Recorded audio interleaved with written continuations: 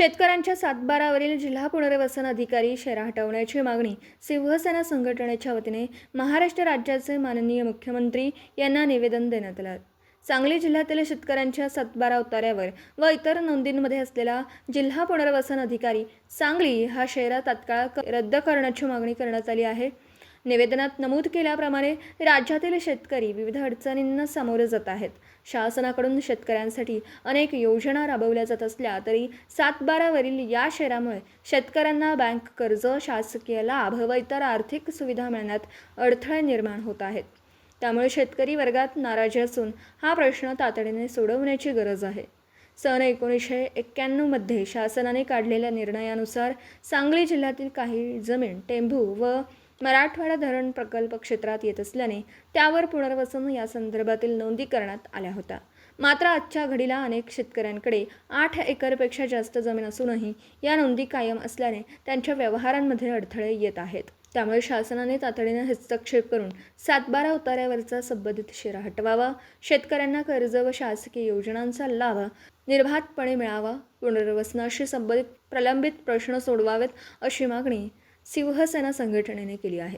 संघटनेने इशारा दिला आहे की शेतकऱ्यांच्या न्याय मागणीकडे दुर्लक्ष केल्यास पुढील काळात तीव्र आंदोलन छेडलं जाईल. Zee News network, Sangli. जय महाराष्ट्र.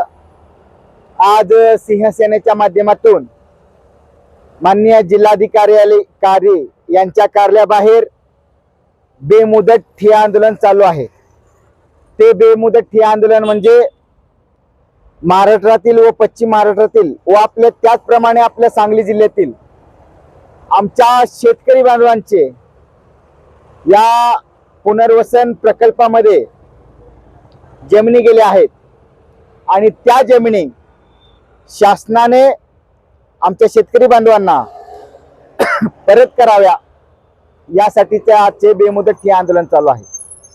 1997 साली जो पुनर्वसन कायदा आला त्या कायद्याअंतर्गत आपल्या महाराष्ट्रातल्या, पश्चिम महाराष्ट्रातल्या व जिल्ह्यातल्या अनेक शेतकरी बांधवांच्या जमिनी गेलेल्या आहेत आणि त्या जमिनी आम्हाला परत मिळाव्यात यासाठीच आजपासून हे बेमुदत ठिय्या आंदोलन चालू झालेलं आहे.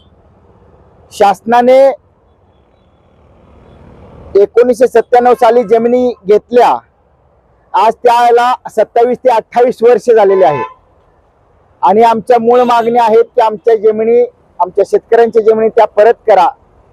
तुम्ही ज्या पुनर्वसन करण्याकरिता त्या जमिनी घेतल्या, मुळात त्या शेतकऱ्यांचे तुम्ही पुनर्वसन आतापर्यंत केलेलेच नाही.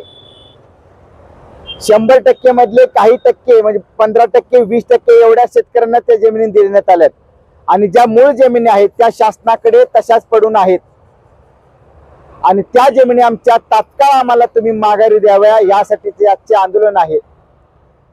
जे प्रकल्प त्यावेळेला जो लावण्यात आला त्यामध्ये अशी अट होती की 8 एकरच्या वरची जे जमिनी असतील त्या शेतकऱ्यांच्या, त्या जमिनी आम्ही काढून घेणार.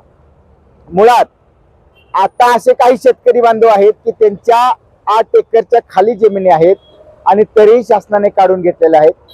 त्यानंतर या जमिनी काढून घेतल्या, मुळात त्या शेतकऱ्यांना मिळालेच नाहीत. जे गावगुंड आहेत, भूमाफी आहेत, त्या जमिनी त्या गावगुंडांनी, त्या भूमाफियांनी घेतलेल्या आहेत. शासनाला आमची एवढीच विनंती आहे, राज्याचे मुख्यमंत्री माननीय देवेंद्र फडणवीस, या जिल्ह्याचे पालकमंत्री माननीय चंद्रकांत दादा पाटील यांनाही आम्ही पत्र दिलेलं आहे 2 जुलैला की आपण या प्रश्नाकडे गांभीर्याने लक्ष घाला, तातडीने लक्ष घाला. आपण जर या प्रश्नाकडे लक्ष घातलं नाही, या आमच्या शेतकरी बांधवांना जर आपल्या माध्यमातून तुम्ही आमच्या ज्या मागण्या आहेत त्या पूर्ण केल्या नाहीत तर आम्हाला आज हे आंदोलन सनदशील मार्गाने चालू आहे. जर आमच्या मागण्या ज्या आहेत त्या मान्य झाल्या नाही तर आम्हाला आक्रमकपणे रस्त्यावरती उतरावं लागेल. एवढंच आपल्या माध्यमातून इशारा देतो. जय हिंद, जय महाराष्ट्र.